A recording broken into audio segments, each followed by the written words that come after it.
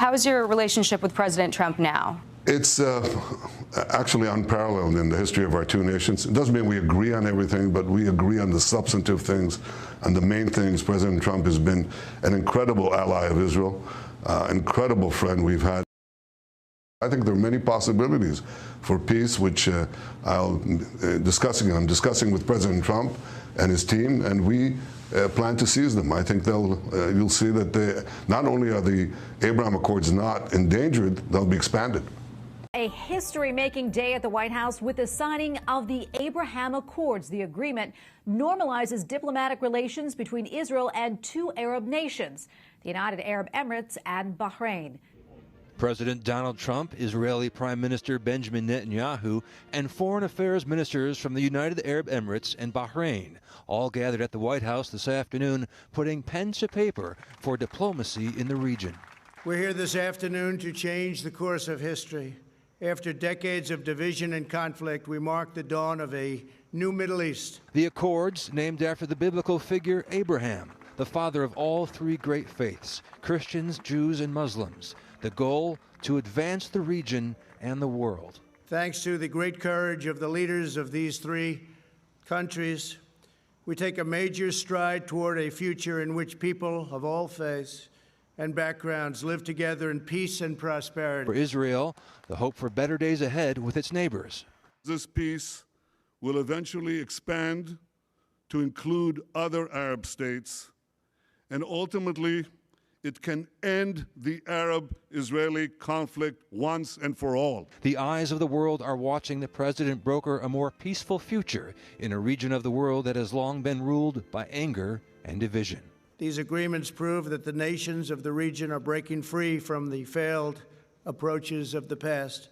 Today's signing sets history on a new course, and there will be other countries very, very soon that will follow these great leaders. The Accords have not been embraced by the Palestinians, yet even the harshest critics have allowed that the agreements could usher in a major shift in the region should other Arab nations follow suit. For Israel, the hope for better days ahead with its neighbors. So I find these things to be kind of conflicting. When Donald Trump's plan came out, the 21-point plan has things in it that support a pathway to a Palestinian state.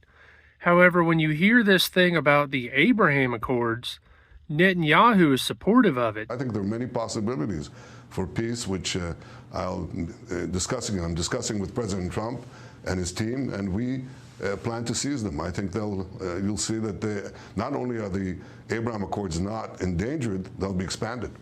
Netanyahu has also said that there will never be a Palestinian state.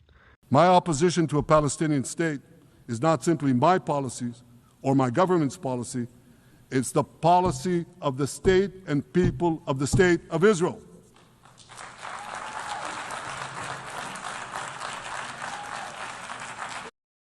So again, there's conflict here. How can there be, a Palestinian state within the Abraham Accords if Netanyahu's against it?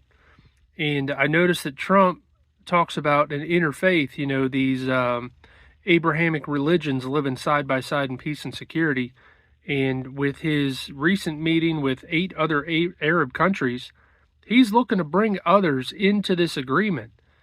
Netanyahu is meeting Donald Trump in the morning, which is Monday the 29th, and they're going to talk about this. So not that I know when or what they're going to sign, but it sounds to me like maybe the Abraham Accords has something else going on, and maybe the Donald Trump 21-point plan is maybe just like a media diversion, perhaps. That's just a little speculation on my part. But either way, we have big things going on, and we could very quickly find out what these guys are going to do. Thanks to the great courage of the leaders of these three countries, we take a major stride toward a future in which people of all faiths and backgrounds live together in peace and prosperity.